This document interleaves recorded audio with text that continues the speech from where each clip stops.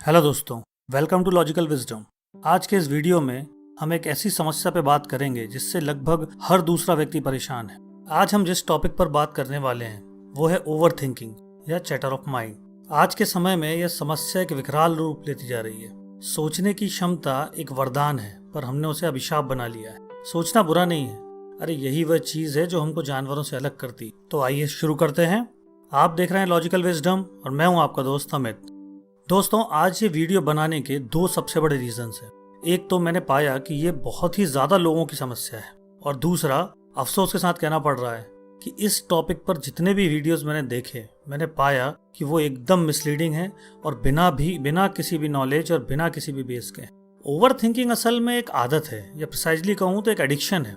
Over thinkers अक्सर हर बात को लेकर बहुत ज्यादा सोचते हैं, और जब आप क्लोजली एनालाइज करेंगे तो पाएंगे कि इनमें से 80% थिंग्स या 80% थॉट्स नेगेटिव होते हैं, और जो 20% पॉजिटिव बचे वो केवल शेख चिल्ली के अनरियलिस्टिक सपने होते हैं। ओवर थिंकर्स अक्सर पास्ट के ख्यालों में डूबे रहते हैं।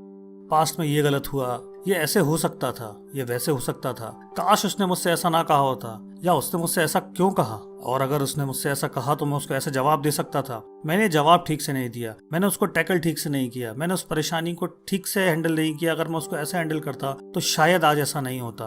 और इसी प्रकार इन ख्यालों की एक चेन शुरू हो जाती है। ये ख्याल फ्यूचर इनसिक्योरिटी को लेके भी हो सकते हैं, जैसे अगर ऐसा हुआ तो, अगर वैसा हुआ तो, या ऐसा हुआ तो मैं क्या करूंगा, वैसा हुआ तो मैं क्या करूंगा। इनमें से अधिकतर ख्याल जो हैं वो काल्पनिक होते हैं, ऐसा कुछ होने वाला ही नहीं है।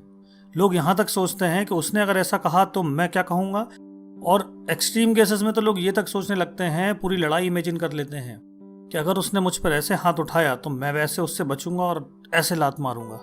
Total unrealistic thoughts. Over thinking में ओवर प्लानिंग भी आती है और ओवर एनालिसिस भी, और यही चीज आपको फोकस्ड नहीं रहने देती। एक थॉट से शुरू करके लोग सैकड़ों थॉट्स की एक सीरीज बना लेते हैं, और इतना डीप में या इतना दूर निकल जाते हैं कि ये भी भूल जाते हैं कि थॉट्स शुरू कहाँ से हुए थे। ये थॉट सेकंड्स में चेंज होते रहते हैं। इन थॉट्स में साइंटिफिक पैटर्न देखें तो हमें ये पता चलेगा कि एक्चुअली ओवर थिंकिंग डायमेंशनलेस और डायरेक्शनलेस होती है। मतलब सोचना गलत नहीं है, ये तो एक वरदान है, बस डायरेक्शनलेस और डायमेंशनलेस सोचना गलत है। अच्छा सोचिए, आप ओवर थिंकिंग से क्यों बचना चाहते हैं, उसका इलाज क्यों ढूंढ रहे हैं। अगर यह ओवर थिंकिंग आपको गुड और प्लीजेंट फीलिंग देती, आपको फायदे पहुंचाती, तब भी क्या आप इसे बंद करना चाहते हैं? नहीं ना, आप इसे बंद करना चाहते हैं क्योंकि यह आपको तकलीफ दे रही है। मतलब हमने अपनी ब्लेसिंग को प्रॉब्लम बना लिया है। The ability to think is a miracle, not a problem. ये एक ब्लेसिंग है, पर हम इसका गलत यूज कर रहे हैं, इसलिए हमें तकलीफ दे रही है। मैं एक्चुअली बहुत डिसअपॉइंट हुआ हूँ इस टॉपिक पर बने वीडियोस को देख। मिलियंस ऑफ व्यूज हैं उन वीडियोस के, और मैं सोच रहा हूँ कि ये मिसलीडिंग फैक्ट्स और मिसलीडिंग बातें इस टॉपिक के बारे में मिलियंस ऑफ लोगों के दिमाग में घर कर चुकी। अधिकतर लोगों ने केवल सेंसलेस बातें की हैं इस टॉपिक पर, और प्रैक्टिकल सॉल्यूशन किसी ने नहीं सुझाया। इनमें से एक तो हमारे बहुत बड़े यूट्यूबर हैं, और उन्होंने एक ऐसा नॉनसेंस एग्जाम्पल दिया इस टॉपिक पर कि मैं शॉक रह गया।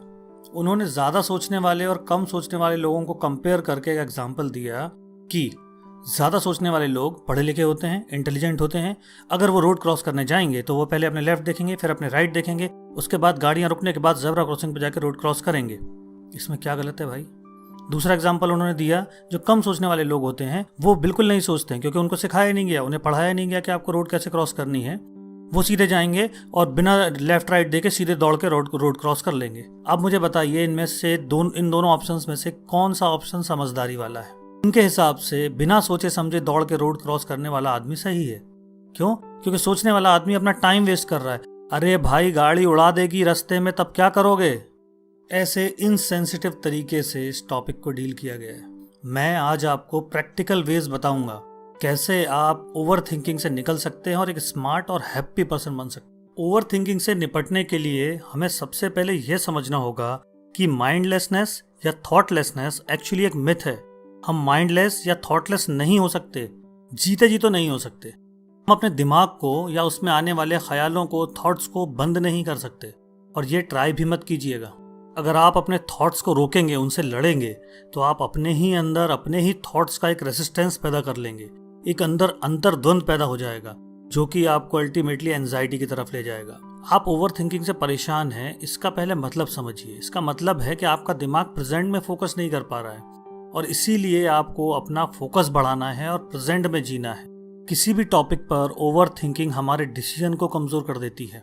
हद से ज्यादा सोचने वाले लोग अक्सर एक्ट नहीं कर पाते और इसीलिए सफल नहीं हो पाते। वो केवल सोचते रह जाते हैं, प्लानिंग करते रह जाते हैं। अपना फोकस बढ़ाने और प्रेजेंट में रहने का सबसे प्रैक्टिकल और सबसे आसान तरीका है मेडिटेशन। आपको मेडिटेशन को अपनी डेली रूटीन का एक पार्ट बनाना होगा और अच्छे से सीख कर डेली मेडिटेशन करना होगा। ये साइंटिफिकली प्रूव्ड है कि मेडिटेशन से हमारे ब्रेन का frontal lobe means frontal cortex strong बनता है, डेंस बनता है। यही वो पोर्शन है हमारे ब्रेन का जो हमारे डिसीजन मेकिंग में, फोकस में और कंसंट्रेशन में हेल्प करता है। और जो मेरी दूसरी एडवाइस है वो है कि आपको अपने थॉट से लड़ना नहीं है, उन्हें केवल ऑब्जर्व करना है। Let them come and go, don't involve with them. आप उन थॉट से जितना लड़ेंगे उतना ही वो विकराल होते जाएंगे। आपका इन्वॉल्वमेंट ही उन थॉट्स की ताकत बढ़ाता है। मैं जानता हूँ ये आसान नहीं है, पर मैं इसका भी रास्ता आपको बताऊंगा, एक प्रैक्टिकल तरीका बताऊंगा। एक एग्जाम्पल से समझते हैं। इमेजिन कीजिए आप एक बस स्टॉप पर बैठे हुए हैं और आपके सामने सड़क पर लगातार गाड़ियाँ और लोग गुजर रहे हैं। क्या आप उनको टैग करते हैं कि ये पॉजिटिव गाड़ी है या नेगेटिव गाड़ी है, या अच्छे लोग हैं या बुरे लोग हैं? नहीं ना। बस यही हमें हमारे थॉट्स के साथ करना है। ये लगातार गुजरती हुई गाड़ियाँ और लोग आपके दिमाग में आने वाले विचार हैं, ख्याल हैं, थॉट्स हैं। हमें इन्हें टैग नहीं करना है, हमें इनसे उलझना नहीं है। क्या बुरे लगने वाले लोगों और गाड़ियों से आप सड़क पर कूद के लड़ते हैं? नहीं लड़ते ना, उन्हें जाने देते हैं। जो आपको अच्छा लग रहा है उसे एंजॉय कीजिए, जो आपको पसंद नहीं है उसे इग्नोर कीजिए और जाने दीजिए। उससे उलझिए मत, उसको विकराल मत बनाइए।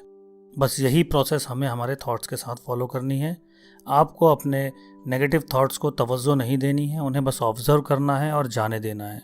इस प्रोसेस को आप जब बार बार दोहराएंगे तो आप पाएंगे कि ये जो नेगेटिव थॉट्स हैं इनकी फ्रीक्वेंसी कम होती जा रही है, इनकी ताकत कम होती जा रही है और धीरे धीरे ये आपकी लाइफ से गायब हो जाएंगे। ओवर थिंकिंग एक एडिक्शन है और इससे बाहर आने के लिए हमें रोज कोशिश करनी होगी, अपनी आदत सुधारनी होगी। सदगुरु ने इस टॉपिक को एक्सप्लेन करने के लिए एक बहुत ही यूनिक वर्ड दिया था, वो है मेंटल डायरिया। एक्चुअली थॉट्स की ये अनकंट्रोल्ड बाढ़ जो है ये मेंटल डायरिया ही है और इसी वर्ड में छुपा है हमारा तीसरा तरीका। डायरिया हमें कब होता है? जब हमने कुछ गलत या कुछ खराब खाया होता है। बस यही लॉजिक हमारे थॉट्स के साथ भी है। हमारा जो मेंटल फूड है वो खराब है, इसलिए हमें मेंटल डायरिया हो रहा है। मतलब आपको ये ऑब्जर्व करना होगा और करेक्ट करना होगा कि आप क्या देखते हैं, क्या पढ़ते हैं, क्या सुनते हैं और कैसी चीज़ें करते हैं। इनसे आपका मेंटल फूड तैयार होता है। आप अगर उसको सही रखेंगे, उसको हेल्दी रखेंगे, तो आपके थॉट्स जो होंगे वो भी हेल्दी रहेंगे। चौथा तरीका है you need to be kind to yourself. आपको खुद को माफ़ करना सीखना होगा। क्या हुआ जो गलती हुई? गलती सभी करते हैं। बस इस थॉट को आपको दिमाग में रखना है और खुद को कोसना बंद करना है और अपने पछतावे को ख़त्म करना है। देखिए, जो बीत चुका है उसे आप बदल नहीं सकते और फ्यूचर में जो होने वाला है वो आपको पता नहीं, इनफैक्ट किसी को भी पता नहीं है। तो फिर किस चीज़ का पछतावा और किस चीज़ का डर? तो आपको फ्यूचर का डर भी दिल से निकालना होगा। रिस्क लीजिए, नई नई चीज़ें करिए, फ्यूचर के डर को निकालिए।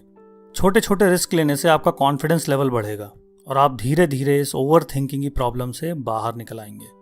खुद के साथ साथ पांचवें तरीके के रूप में मैं आपको सजेस्ट करूंगा कि दूसरों को माफ़ करना भी सीखिए। किसी ने आपके साथ कुछ गलत करके आपको तकलीफ दी और अब आप उसी चीज़ को बार बार अपने दिमाग में रिक्रिएट करके वही तकलीफ दोबारा तिबारा कई बार खुद को दे रहे हैं। तो लोगों को माफ़ कीजिए, उनकी गलतियों को माफ़ कीजिए और आगे बढ़िए। और आखिरी सजेशन है, सेल्फ टॉक से बचिए। ओवर थिंकर्स अक्सर इंतज़ार ही करते हैं, ऐसा लगता है, अकेले होने का। जब भी अकेले होते हैं अलग अलग टॉपिक्स पे अलग अलग तरीके से खुद से बात करना शुरू कर देते हैं और ये इतना डीप और इतना इंटेंस हो जाता है कि वो खुद को तकलीफ देने लगते हैं और कई बार एंजाइटी की तरफ भी बढ़ जाते हैं। तो आपको खुद से बात करना, सेल्फ टॉक कम करना है और इसका प्रैक्टिकल तरीका है keep yourself busy. Actually human brain एक समय में एक ही काम करने के लिए डिज़ाइन हुआ है। Multitasking is a myth. खुद को किसी भी पसंद के काम में, किसी भी क्रिएटिव काम में बिजी रखिए और आप धीरे धीरे अपनी सेल्फ टॉक की आदत को कम कर लेंगे। इन तरीकों को सम अप करें तो आपको थॉट से लड़ना नहीं है, उन्हें आने दें और जाने दें। बस ऑब्जर्व करें, इन्वॉल्व ना हो। डेली मेडिटेशन करें, आपका फोकस बढ़ेगा। Be kind to your self, माफ़ करें खुद को, ना पास्ट ना future, just be in present.